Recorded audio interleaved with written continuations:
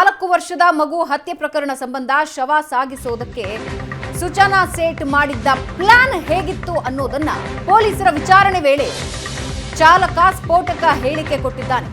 ಮಗನ ಶವ ಬಚ್ಚಿಡೋದಕ್ಕೆ ಸುಚನಾ ಸೇಠ ಪ್ರಯತ್ನ ಪಟ್ಟಿದ್ದು. ಬ್ಯಾಗ್ ಒಂದು ವೇಳೆ ತೆಗೆದ್ರೂ ಕೂಡ ಶವ ಕಾಣದೇ ಇರೋ ಹಾಗೆ ಪ್ಲಾನ್ ಮಾಡಿದ್ದ ತಾಯಿ.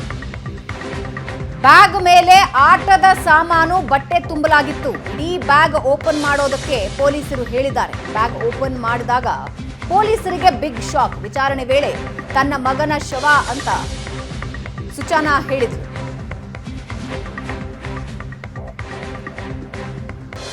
ಇಡೀ ರಾಜ್ಯ ಬೆಚ್ಚಿ ಬಿದ್ದಿದ್ದ ಪ್ರಕರಣ ಇದು.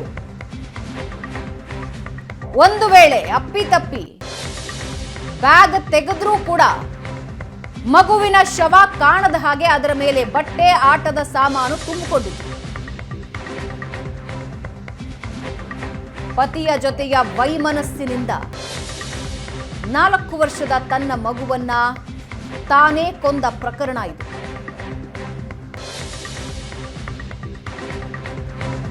ಸುಚನಾ ಸೇಠ್ ಬಂಧನಕ್ಕೆ ಟ್ರಾಫಿಕ್ ಜಾಮ್ ನೆರವಾಯಿತು.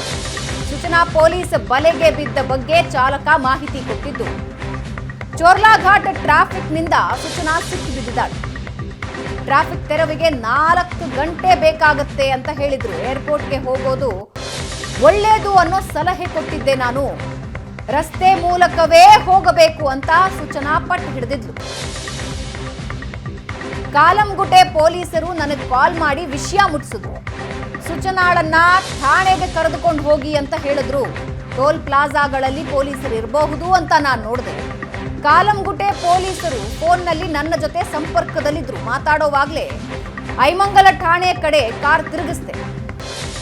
ಪೊಲೀಸರು ಬ್ಯಾಗ್ ಪರಿಶೀಲಿಸಿದ್ರು. ಮಗುವಿನ ದೇಹ ಆಗ ಪತ್ತೆಯಾಯಿತು. ಇದು ಚಾಲಕ ನೀಡಿರೋ ವಿವರಣೆಗಳು. ಬಗ್ಗೆ ಇನ್ನಷ್ಟು ಡೀಟೇಲ್ಸ್ ಹಂಚ್ಕೊಳ್ತಾರೆ ನಮ್ಮ ಪ್ರತಿನಿಧಿ ಹರೀಶ್. ಚಾಲಕ ಒಂದಷ್ಟು ಮಾಹಿತಿನ ಬಿಚ್ಚಿಟ್ಟಿದ್ದಾನೆ. ಏನೆಲ್ಲ ಇನ್ಫಾರ್ಮೇಶನ್ಸ್ ಕೊಟ್ಟಿದ್ದಾನೆ ಚಾಲಕ, ಜೊತೆಗೆ ಪೊಲೀಸರು ದ ವೇ ಅವರು ಎಷ್ಟು ಕ್ವಿಕ್ ಆಗಿ ಆಕ್ಷನ್ ತಗೊಂಡ್ರು ಅನ್ನೋದು ಬಹಳ ಈ ಕೇಸ್ನಲ್ಲಿ ಗಮನಿಸಬೇಕು ಅಂತ ಅನ್ಸುತ್ತೆ. ತುಂಬಾ ರ್ಯಾಪಿಡ್ ಆಕ್ಷನ್ಗಳಾದವು. ಚಾಲಕನ ಜೊತೆ ಕಾಂಟ್ಯಾಕ್ಟ್ ಮಾಡಿದ್ರು, ಮುಂದಿರೋ ಪೊಲೀಸ್ ಸ್ಟೇಷನ್ಗೆ ಹೇಳಿದ್ರು. ಸೊ ಇದನ್ನೆಲ್ಲ ಚಾಲಕ ಹೇಗೆ ವಿವರಿಸಿದ್ದಾನೆ? ಖಂಡಿತವಾಗಿ ಭಾವನ, ಇದು ನಿಜಕ್ಕೂ ಕಲ್ಲಂಗುಟ್ಟೆ ಪೊಲೀಸರ ಒಂದು ಸಮಯ ಪ್ರಜ್ಞಾನೆ ಅಂತ ಹೇಳ್ಬೋದು. ಅಂದ್ರೆ ಆ ಒಂದು ಸಂದರ್ಭದಲ್ಲಿ ಏನ್ ಸಿಕ್ಕಂತಹ ಒಂದಷ್ಟು ಡೀಟೇಲ್ಸ್ ಏನಿದೆ ಅದನ್ನ ಕೂಡ್ಲೆ ಕಲೆಕ್ಟ್ ಮಾಡಿ ಚಾಲಕನನ್ನ ಕಾಂಟ್ಯಾಕ್ಟ್ ಮಾಡಿರ್ತಾರೆ. ಅಲ್ಲಿ ಪೊಲೀಸರ ಸಭೆಯ ಪ್ರಜ್ಞೆ ಮೆಚ್ಚುವಂಥದ್ದು. ಇದೀಗ ಆ ಚಾಲಕ ಸಾಕಷ್ಟು ಹೇಳಿಕೆಗಳು, ಇದೀಗ ಏನೊಂದಷ್ಟು ಸ್ಫೋಟಕ ವಿಚಾರಗಳನ್ನ ಬಾಯ್ಬಿಟ್ಟಿರುವಂತದ್ದು.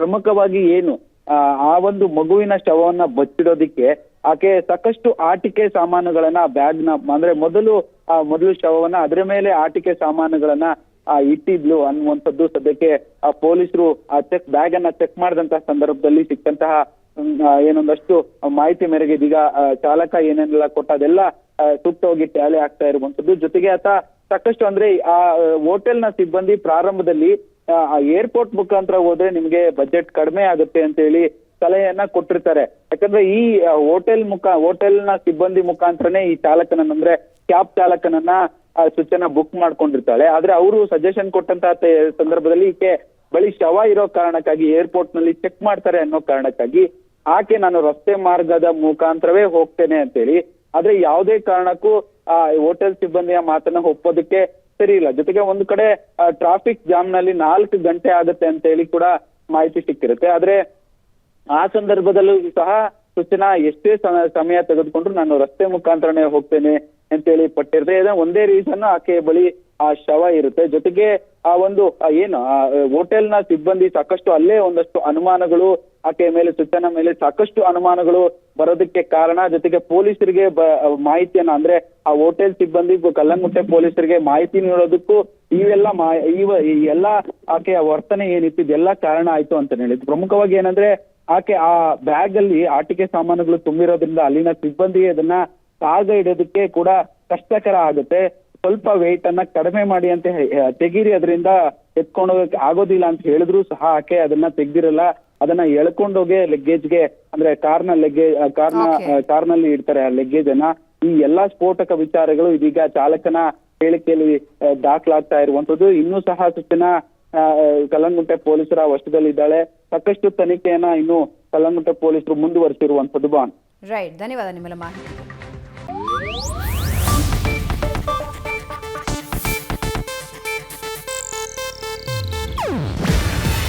ಇದು ಏಷ್ಯಾನೆಟ್ ನ್ಯೂಸ್ ನೆಟ್ವರ್ಕ್ ಪ್ರಸ್ತುತಿ.